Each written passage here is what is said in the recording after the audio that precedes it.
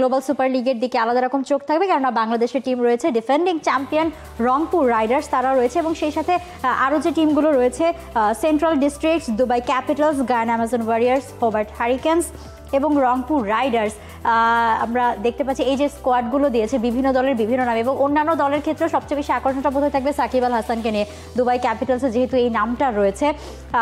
আর গতবারও আমরা কিন্তু দেখেছি Nabil Kaiser global super league নিয়ে বেশ হইচই পড়েছে আমাদের দেশে, কেননা রংপুর শুরু থেকেই দারুণভাবে মানে খেলছিল, ফাইনালটা কনফার্ম ছিল না, ইভেন খেলতে পারবে কিনা সেই একটা দোলাচল ছিল, সেখান থেকে তারা ফাইনাল খেললো এবং চ্যাম্পিয়ন হলো।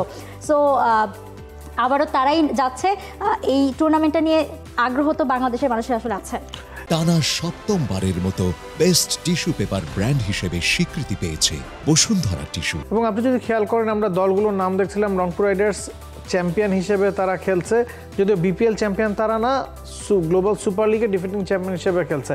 সেন্ট্রাল ডিস্ট্রিক্টস তারা super smash champion, Dubai Capitals IL টি20 champion, Guyana Amazon Warriors CPL থেকে এসেছে, তারা হোস্ট হিসেবে খেলছে।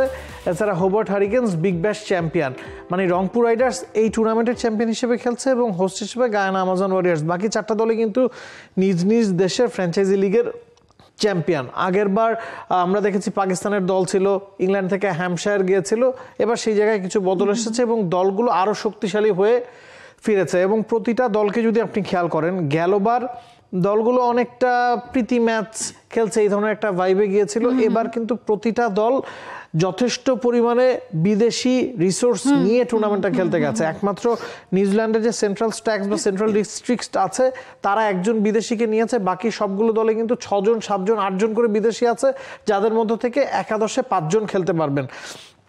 আমাদের চোখ তো আসলে রংপুর রাইডার্সের ওপরই ছিল, শুরু থেকেই রংপুর রাইডার্সের ওপরই আছে। তবে হঠাৎ করে সাকিব আল হাসান সবকিছু অদল বদল করে দিয়েছেন, কারণ সাকিব আল হাসান এই টুর্নামেন্টটা খেলছেন, রংপুর তাদেরকে শুরু থেকেই নেওয়ার চেষ্টা করেছিল, তো বিভিন্ন কারণে, রাজনৈতিক কারণে হোক না কেন, রংপুর শেষমেশ সাকিবকে দলে নিতে পারেনি এবং সেই সুযোগটাই দুবাই ক্যাপিটালস নিয়েছে।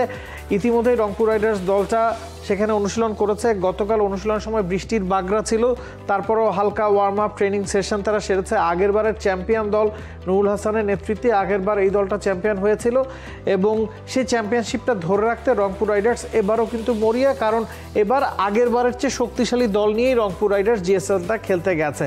আমরা আগামীকাল 2টা ম্যাচ আছে রংপুর রাইডার্সের। প্রথম ম্যাচ শুক্রবার ভোরে 5টার সময় গায়ানা আমাজন ওয়ারিয়ার্সের এগেনস্টে, যারা সবচেয়ে শক্তিশালী দল, কোনো সন্দেহ নাই। এর আগেই টুর্নামেন্টটা আগামীকাল রাত 8টায় শুরু হচ্ছে, যেই সময় সাকিব আল হাসানের খেলাও দর্শকরা দেখতে পারবেন। দুবাই ক্যাপিটালসের হয়ে সাকিব আল হাসান আগামীকাল রাত 8টায় মাঠে নামছেন এবং রংপুর রাইডার্সের জন্য টুর্নামেন্টটা খুবই গুরুত্বপূর্ণ। সেন্ট্রাল ডিস্ট্রিক্টের বিপক্ষে সাকিব আল হাসানের দুবাই ক্যাপিটালস খেলবে রাত 8টায় আগামীকাল। এবং আমি যে কথাটা বলছিলাম যে রংপুর আগেরবারের চেয়ে শক্তিশালী দল নিয়েই কিন্তু গেছে। আমরা যদি রংপুরের স্কোয়াড দেখি, ডেপথ আছে। আমরা জানি যে গায়ানাতে স্পিনাররা অনেক বেশি ডমিনেট করে, স্পিনারদের প্রাধান্য দিয়েই কিন্তু দলটা গড়া হয়েছে। ব্যাটসম্যানদের দিকে যদি আপনি তাকান, ইফতিকার আহমেদ আছেন, ইব্রাহিম জাদরান আছেন, খাজা নাফে, মাহিদুল ইসলাম অঙ্কন, নাইম শেখ যেহেতু বাংলাদেশ জাতীয় দলে আছেন তিনি নাই, সৌম্য সরকার আছেন, নুরুল হাসান সোহান আছেন। অলরাউন্ডার দিকে যদি তাকা, আবু হায়দার অনি, হারমিত সিং, কাইল মায়ার্স, রাকিবুল হাসান, সাইফ হাসান এবং সৌম্য সরকার। এবং আমরা যদি বোলারদের দিকে তাকাই, সেই জায়গায় খালেদকে তারা নতুনভাবে দলে সংযুক্ত করেছে এবং আকিব জাভেদ আছেন, তাবরাইজ শামসি আছেন। তো সব মিলিয়ে ওয়েল ব্যালেন্সড একটা দল, যেখানে স্পিনারদেরকে প্রাধান্য দেওয়া হয়েছে। এই দলটাতে Rakibul Hasan left arm off spinner আছেন, তাবরাইজ শামসি রিস স্পিনার আছেন এবং ইফতিকার, সাইফ হাসান তারা অফ স্পিনটা করতে পারেন। আজমাতুল্লাহ ওমরাজাইকে রংপুর রাইডার্স কিন্তু একেবারে শেষ মুহূর্তে দলে ভিড়িয়েছে। পেস বোলিং অলরাউন্ডার পাকিস্তানের আকিব জাভেদ দলটাতে আছেন, যিনি বিপিএলে দারুণ পারফর্ম করে পাকিস্তান দলেও সুযোগ পেয়েছেন। এবং ওয়েস্ট ইন্ডিয়ান প্লেয়ারদের মধ্যে কাইল মায়ার্স হয়তো ওই অভিজ্ঞতাটার জানান দিতে পারবেন। এবং বাংলাদেশি ব্যাটসম্যানদের দিকেও যদি আপনি তাকান, সৌম্য সরকার, নাইম শেখ যেহেতু নাই, সেই জায়গায় আমরা মাহিদুল অঙ্কন আছেন, সোহান আছেন, সাইফ হাসান আছেন।